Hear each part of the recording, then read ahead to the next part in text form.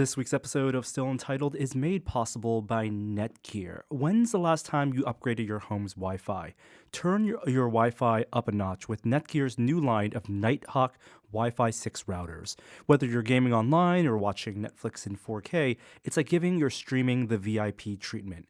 You'll enjoy buffer-free streaming and zero lag no matter how many devices are connected to your network.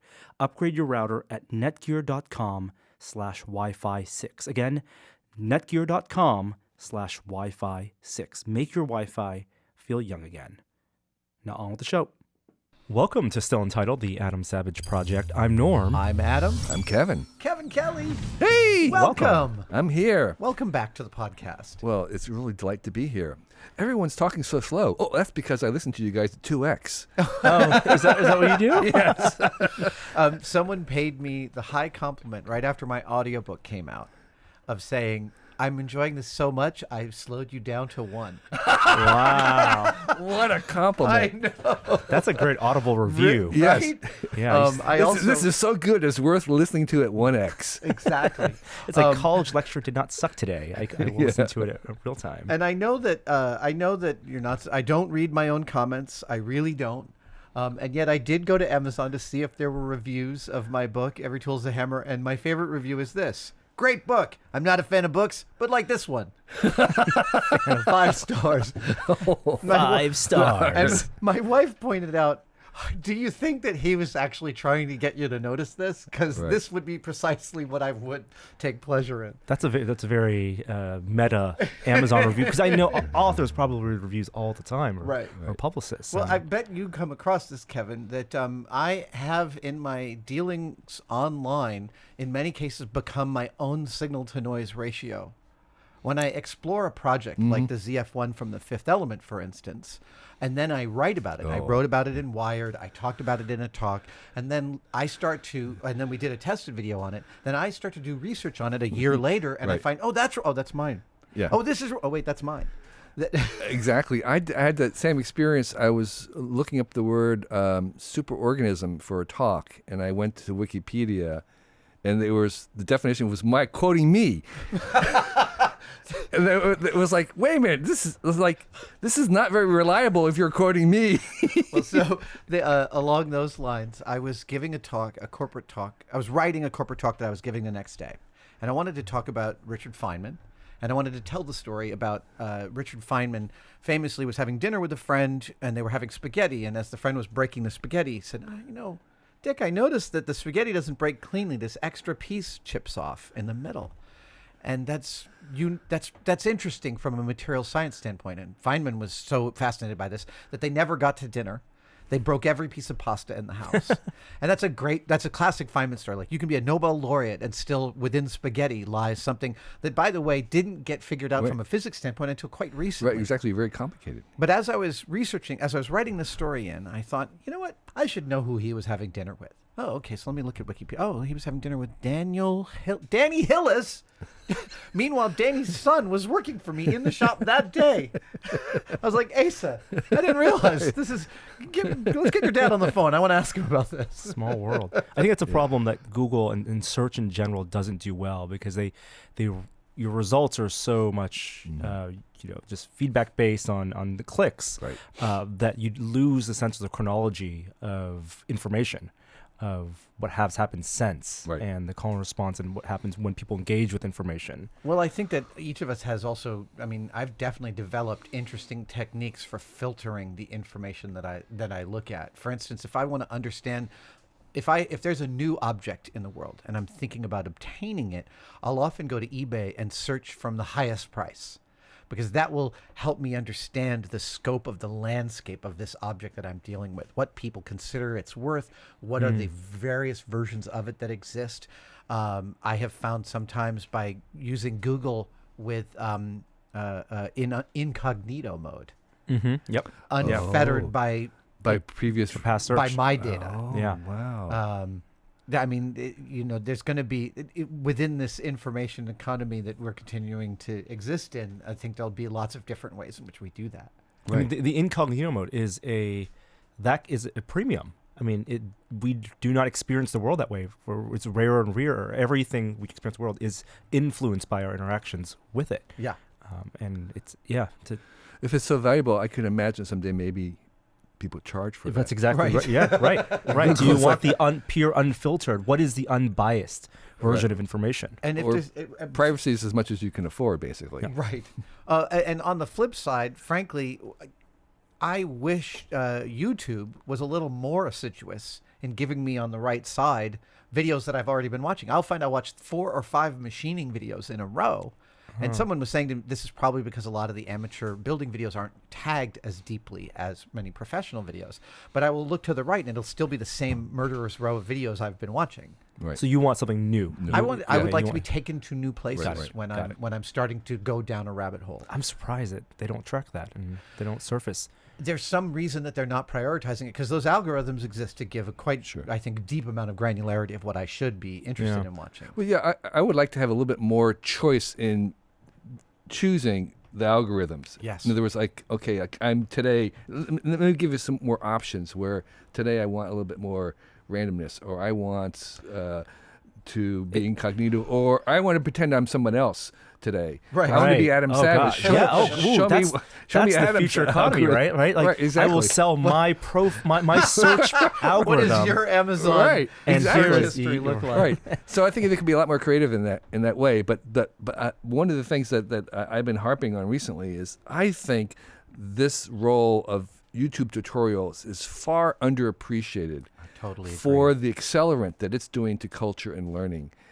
I think maybe in 50 years now, people look back and point to this time saying, you guys had no idea the role that this YouTube verse is doing in terms of being able to accelerate learning and how things are learned. And not just, a new welding techniques, but science, Absolutely. technical stuff. The number of, and I find myself really invigorated by the sheer generosity of it, because while there are a lot of high profile players like us, like, Man at Arms and other maker channels, ClickSpring, etc. There's tons of those.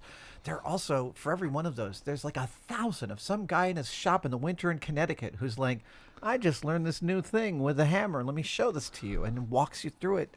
I have learned to fix so many things by just watching. Like, oh, okay, that's pretty straightforward. Right. It's Leaky the faucet. new- Yeah, it's It's the Library of Alexandria, It and is. just like that, it is precious too, because at a flip of a switch, it could all go away.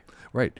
So but it's not just in the making world. My point was that even in like the world of science, like if I wanted to find out something very technical, what I look for is a journal club. And a journal club is informal groups of people in the technical world, scientists, who share a paper every week. So one person decides that they're going to read this paper and they're going to report on that paper to all their other members of their journal club. Via YouTube. And some of them are recording that on YouTube and putting it up. And so there's nothing better to have a paper explained than having somebody who's just read it try to explain it to all their peers. Oh my gosh, what a great! I had no idea. So this you search existed. for something and add journal club on YouTube. Oh man! And then this is the way you learn. Like if you want to know, millimeter wave beam forming in 5G, this is where you go to. Look for a journal club report on YouTube. So it's not just the making, which is certainly accelerating, but even in the scientific and technical world. If you want to learn about a new paper, you see the person giving the presentation, reading the paper, and then discussing it. So it's a huge, underappreciated catalyst for increasing the speed at which we're learning as a human species. And that's typically information that's been gated, journals and through paywalls, and very difficult to be democratized. But it's also like if you want someone to explain. I mean, I've read a lot of scientific papers, and I mean, I've been mystified by a lot of scientific papers. Having the luxury of someone who can explain it to you, and here's the peer, because they're not the expert. They've just walked through the difficulty of step by step, and now they're going to tell you and take you through it. It fills that hole between the abstract and the paper. Yes. This is the advanced version of something I remember teaching my son Thing 2. He was trying to figure out how to fix maybe our router or some aspect of technology in our house, and I said, do a search for the problem and then add the word forum. Right. Because then you'll find somebody saying this is a solution, but someone else going, nah, that didn't work for me, or yes, that did. And the forum is the thing that retains the temporal right. aspect of the conversation, of of the the information. discovery. Right. I mean, especially because half of the searches for how to fix Apple products give you Apple links that are between Right. 2 and 10 years old. Yeah, yeah. And they game them now by just updating that timestamp.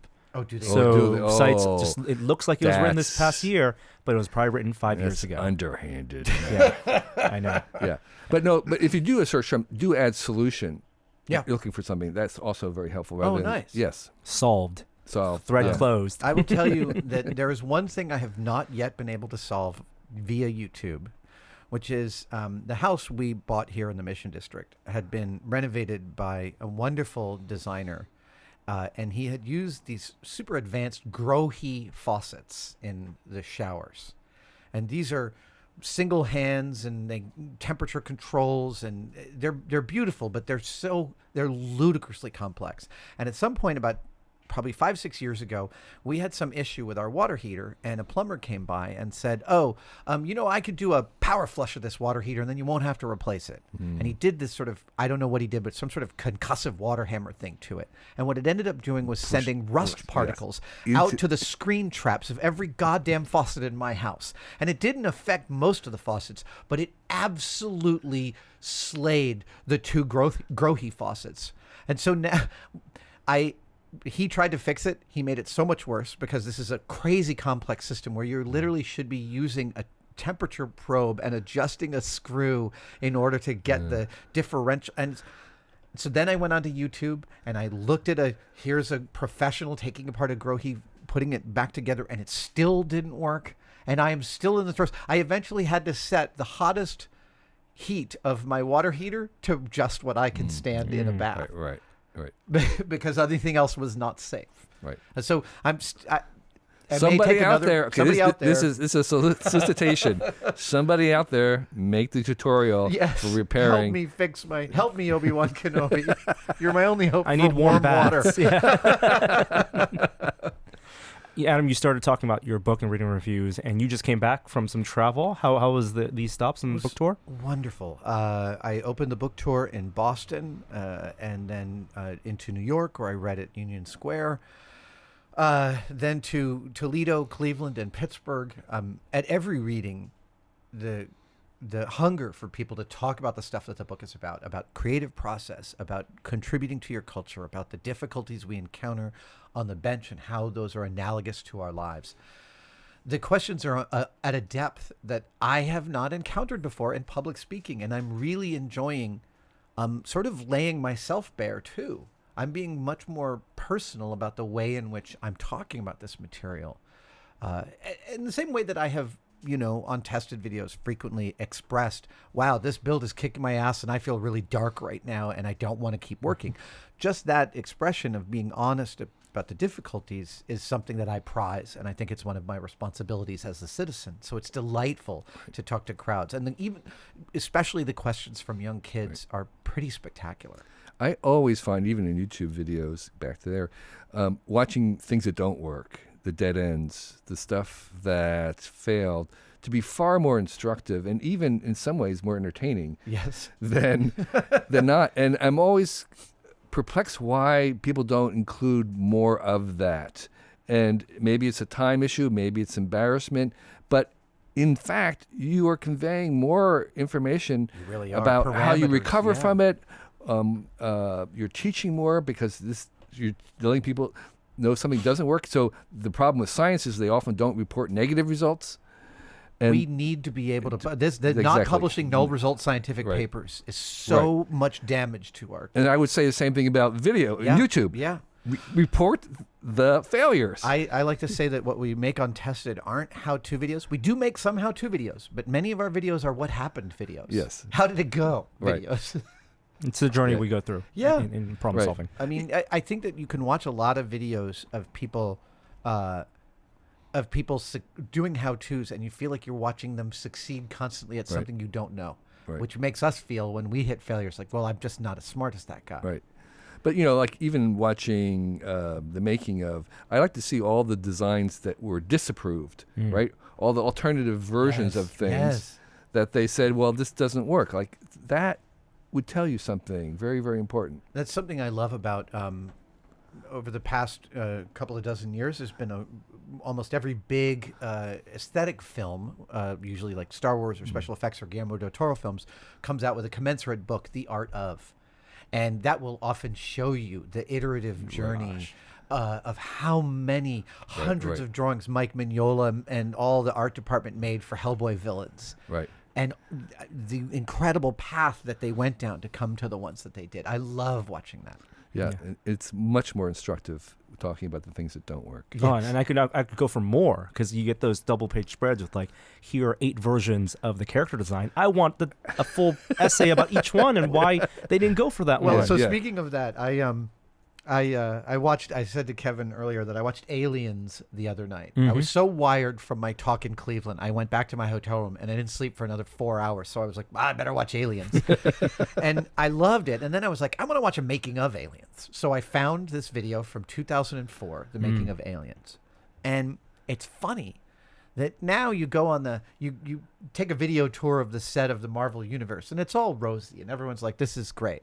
But 2004, they were removed enough from the production of Aliens that everyone was really talking openly about what a shitty production it was for so many of the people and it was sort of really refreshing to hear these people complain and say, oh yeah, no, I did the best work of my career, and man, what a nightmare. And they every single one of them appreciates the final product and this is a thing, and it's a real abiding thing. But holy hell, it was hard to get there. It's like reading the early issues of Cinefex when people were like, well, the art director didn't really know what he wanted, so he figured it out. They won't say that now. But back then, now you have to kind of read between the lines. Hey everybody, before we continue, I want to let you know that Still Untitled this week is also made possible by TripleByte, because applying to programming jobs sucks. You have to put in the right keywords in your resume, you spend hours and hours on phone screens and take-home projects, and that's assuming the company even responds to your application. Well, if you're a software engineer, TripleByte can help. They work with over 400 top tech companies, from big names like Dropbox and Adobe to exciting startups. You do one brief online interview with them, and if you do well, you get to go straight to final interviews with the companies on their platform. It's like the common app for software engineers. TripleByte does not look at your resume or where you went to school. All they care about is if you can code, because that's what really matters. You are not just your credentials, a piece of paper, or a web profile. You are your ability. Apply now at triplebyte.com/untitled. Again, that's TripleByte, BYTE, byte as in 8 bits. And as a special offer for listeners of the show, if you take a job through TripleByte, they'll offer you a $1,000 signing bonus. Now back to the conversation. My experience in working on very complicated projects is that even on a regular basis, like a monthly issue of Wired, each issue was a miracle that it actually existed on deadline. I mean, every time you would think after years and years of doing on a regular basis that it would get easier. It doesn't. All that happens is that you move up the threshold of what you accept. And so each one has a near-death experience before the end, and you're just like, it's a miracle that it came out this month. And you can't breathe because you got to start on next one. Yeah, exactly, right. So I just finished production on Savage Builds, this new show I'm doing for Science Channel, and at one point we were trying to get this thing done. We're out at the Alameda County Sheriff's Bomb Range, and the sun is setting. And the shadow of the setting sun is moving across the field of our experiment. And the moment that shadow hits the object that we're experimenting with, we have to call it a day because the high-speed camera won't have enough light to capture what we're there for. And everyone's running around and doing it, and we kind of get in position. And one of the new members of the crew turns to me and says, how many times on Mythbusters have you been here? And I was like, every single time.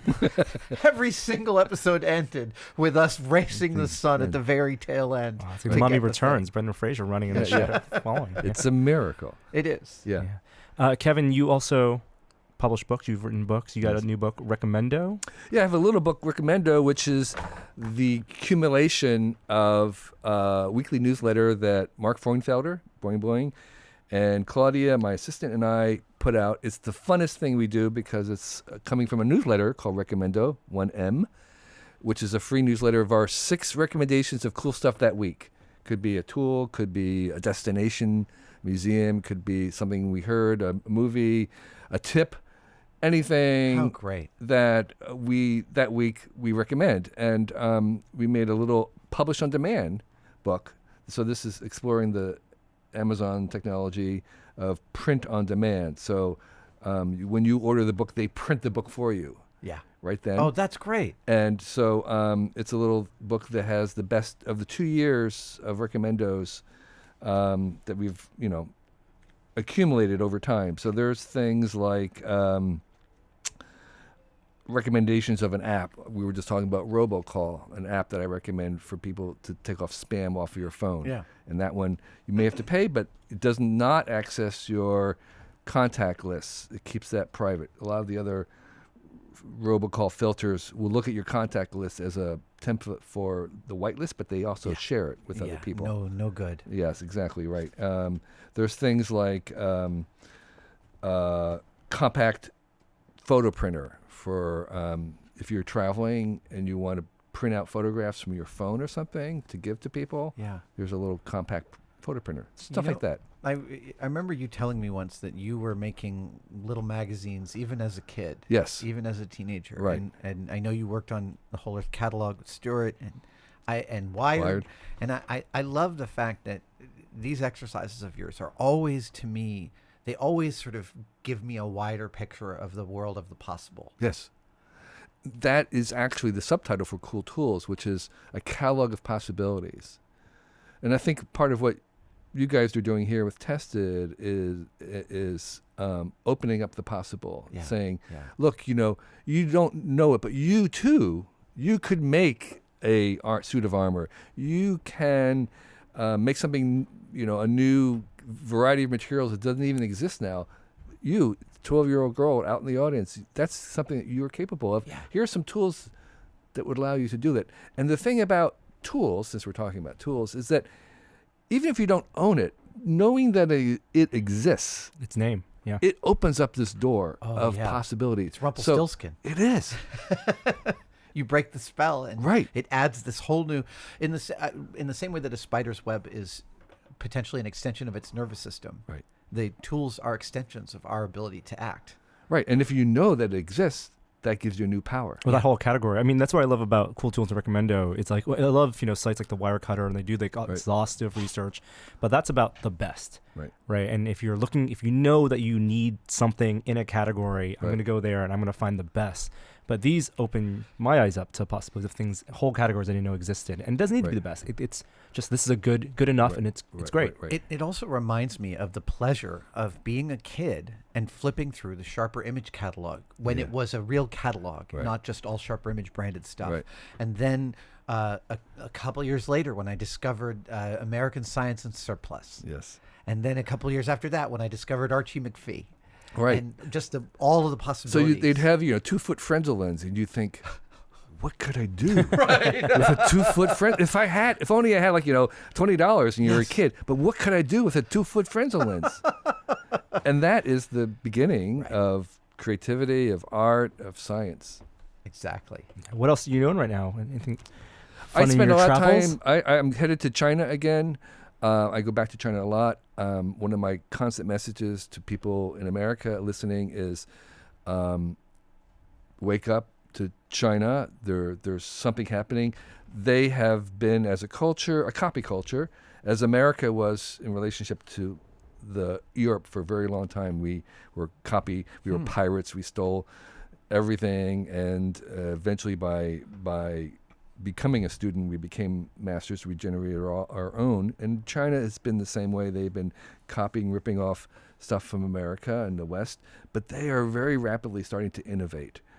And I'm going there to see the kind of innovation that they're coming up with. And there's no product right now that is breakthrough, but they are working very hard. And I can easily imagine some electric car coming out of China that was really well designed, well crafted, and everybody in the world wanted one. Well, I was just in New Zealand with our mutual friend Richard Taylor, and he was showing me incredible pictures. He goes one week a month now to work on the various projects he has in China, and he talks with such surpassing joy about the level of craftsmanship, and he's always driving from one place to another and stopping because he sees through a garage someone's making something, and he stops and he talks to them, and then ends up with these incredible stories of this craftsmanship. He finds entire towns devoted to carving friezes out of trees, and this level of engagement with materials and with the quality of craftsmanship that's absolutely jaw-dropping. Yes. So China has been innovating in the area of excellence, like the Japanese, where you kind of like how we take something, we'll try to perfect it in incremental, and they have done that well. And so people have things manufactured in China not because it's the cheapest, but because it's the best. It actually is the world best manufacturing. But they're going to move to actually make up new things. Yeah. And the thing that they have been holding back culturally was, on average, and again, this is a stereotypical broad view, but on average, they did not embrace failure as much as, say, the West or Silicon Valley has, and they didn't question authority. And both of those two attributes are essential to have a culture that's innovative. You've got to embrace and tolerate failure, as we were just talking, and you have to question authority. Yeah. And they're beginning to learn that they came to the American gurus of innovation and they said, how do we become more innovative? The gurus gave them a long list of things, and the Chinese are just going down the list. Oh, you need science fairs. Okay, we'll have science fairs. You need to have maker spaces. Okay, we'll make those. And they're just going down the list. Amazing. And that's ethos, of course, that we'll see a lot of this weekend because Absolutely, it 'cause is Maker Faire. Maker Faire, Bay Area yeah. Maker Faire. in San Segue, Mateo, yeah. good. Very well done, Norm. And you gonna be there? We're gonna be yes. there. Okay. I'll be there. I'll be Awesome. there. I'll be giving a talk on Sunday around Sunday. midday, like usual. Yeah, Yes. I'm going to be there on Saturday probably. My modus of operation is I drive down within like 10 miles and then I get my bike out and I ride in nice. and Oh, park. very Yes, smart. The last mile, yeah. Yes, they have a great parking system for bikes there, and I highly recommend people do that. I'm really looking forward to it. In the meantime, before I get to Maker Faire, I'm speaking in Santa Cruz tonight. I'm in Seattle tomorrow and Thursday. Oh my God. Back here on Friday, and then next week it's the same. I'm going to Austin. I'm going to Portland, and then to Phoenix Comic-Con. And when I'm curious as an author, just to hear your reply, when you have a book engagement and you have an audience, do you do a reading from it, or is it mostly Q&A? It's both. Okay. I've been playing around with what I'm reading at the front end. I'd like to, ideally, the format I'm really enjoying is reading for just about 20 minutes, doing an intro and a read that takes about 20 minutes, and then spending 40 minutes answering questions from the audience. Have you considered actually giving a presentation with slides and things? I haven't up till now, simply because I love the loose format of. Well, number one, I love the loose format of the Q&A, and I also what I've been reading is the last chapter, or is actually the last half of the last chapter, because it's not a spoiler. It is the central thesis of the book. Great. Was it the thing you wrote last? The first and last chapter were both the last thing that I wrote, and Yeah. the very first time I read the last chapter out loud to my wife, I got really choked up. I had written these words, I had labored over them, but hearing them extant. And in fact, I will tell you that as I read the last chapter, I'm constantly editing. I'm constantly changing word order and sentence structure. And I'm actually making notes for the next edition as I feel like I like certain flourishes, because there's things that work better when you say them out Absolutely. loud than when you read them. Totally. Yeah, a lot of authors like to read their work out loud before they finally submit it. Well, so for that- someone for that asked reason. Jeff Tweedy about his wonderful new autobiography. Why does it feel so extemporaneous, like you're just telling stories? And he's like, because I'm just telling stories. He's like, the way I wrote this book was that I told the stories, recorded them, and then transcribed what I was saying. Yeah, that's really good. So will you be talking, you know what you're going to talk about at Maker Faire? I don't. And I've given lots of different talks. And actually, I don't know if I've credited you with this on this podcast, but you are my gateway drug to giving talks, Kevin.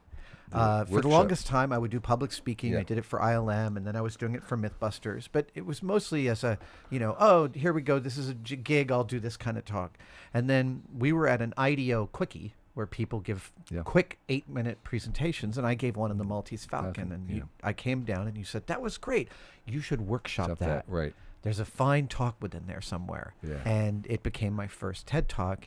and changed my life, actually. yeah. So that is an example of a talk that I workshopped and labored over and memorized and adjusted the structure until it felt totally natural. And when I gave my second TED Talk on cosplay, that was when I had written, my wife and I workshopped it over several days, recording it at the end of each day of writing so I could hear just where I was full of shit and then adjust those transitions. And by the time I gave it, I had forgotten it.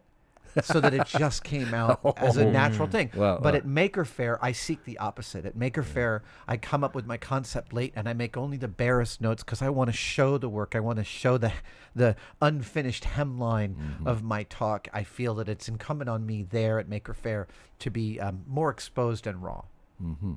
It's a long way of saying I haven't done any homework. You got a lot. There's a lot more to do. Yeah. Talk about tape. Talk about, yes. It's a little. I mean, that's the chapter you didn't put in your book. Yeah, so I wrote a whole chapter on glues, and I thought, I'm not sure I can write a comprehensive chapter on the physics of glue, so I'm just going to write a chapter on the 8 glues that I use and why, and how they serve me within the context. And I give a disclaimer at the beginning about how, your results may vary, and you may disagree with everything I'm saying, and that could also be true. Yeah. And then someone tweeted to me after the book came out, I love the chapter on glue. What about a chapter on tape? And I thought, holy shit, I didn't think of that. And I started writing it. I'm now about 1,500 words into a chapter on tape, and I don't know whether it goes in the next edition of Every Tool's a Hammer or it's part of the next book. Yeah, or maybe you could talk about it at Maker Faire. Yes. Awesome. We'll have that probably on the site next week, the talk from Maker Faire. Oh my gosh, yes, yes. indeed. Yeah, absolutely. I every year I really look forward to the conversations I get to have with makers at Maker Faire. What are you looking for at Maker Faire? What are you going to seek out? Where are you first? I always go to that the big expo hall. Okay. There's the dark room. There's the stuff outside. The expo hall is where people have small 10x10 booths. And last year they had a big train group, European train. Oh yeah, I love that. Model trains. 7.5-inch scale or HO or smaller? It's HO. Yeah. HO, yeah. Yeah, and something always there delights me. So there's like a perimeter truck I do, with like Sean Thorson and his cosplay, his costumes, there's a lot of like the new CNC stuff and the new 3D printers. Always checking that out. But that expo hall is always my favorite. I like to go into the craft where the sewing. Yeah, there's one corner soft there. goods Yes. are. Yes. Yeah, felting. Yeah. Somehow, I don't know. I don't see enough of that, I guess. Yeah, and that's a place where they do a lot of, where kids can go and just sit there and play and kind of do a workshop. Right, exactly. Yeah. I love the exposing. I love how much exposure there is at Maker Faire to just every possible execution of objects from a bench, from any kind of bench you can imagine. Yeah. That is a good place as any to stop. On the site this week, we have another shop tips from Sean. Also, a year and a half ago, we filmed a series at What a Workshop, and that's going to go on the site starting this week. Oh, fabulous. Making of the short film. Yeah. Excellent. So it's a film based on your time at Weta? Kind of, yes. I guess we should probably explain it. Yeah. We spent a week there with the idea of making a short film that Adam conceived of. That would highlight all the different physical departments at Weta Workshop. Yes. Mold making and painting and the filmmaking and prosthetics and creature gore design, effects, creature design, etc. Right. It is, having been there, it is a remarkable assemblage of the variety of making that's possible. And you would not have expected that. At least I did not expect that. Just the depth of the talent and the history of all the stuff that they've made over time and all the what's the word I want? All the new things. I mean, I was shown things that I have not seen anywhere else. I'm like, they look like materials that maybe came from outer space or something in terms of what they're made of. Like I couldn't identify it, and so I was like, I couldn't identify how it was made. What is that process? And so there was this sort of wondrous variety of ways of making things that were present in that workshop. Well, and that mix between the old and the new, right? Because Richard Taylor, who runs What a Workshop, is always looking for brand new technologies at the very cutting edge, working with 3D printing companies, using their prototypes for stuff that might be useful to him to see what they can do. And yet they're also doing some of the oldest techniques for making there is. I had one laugh when they were saying when The Hobbit was shot in 4K, And when movies are shot in 4K, it puts an extra burden on the makeup artists and the prop makers because there's so much more detail extant on the screen.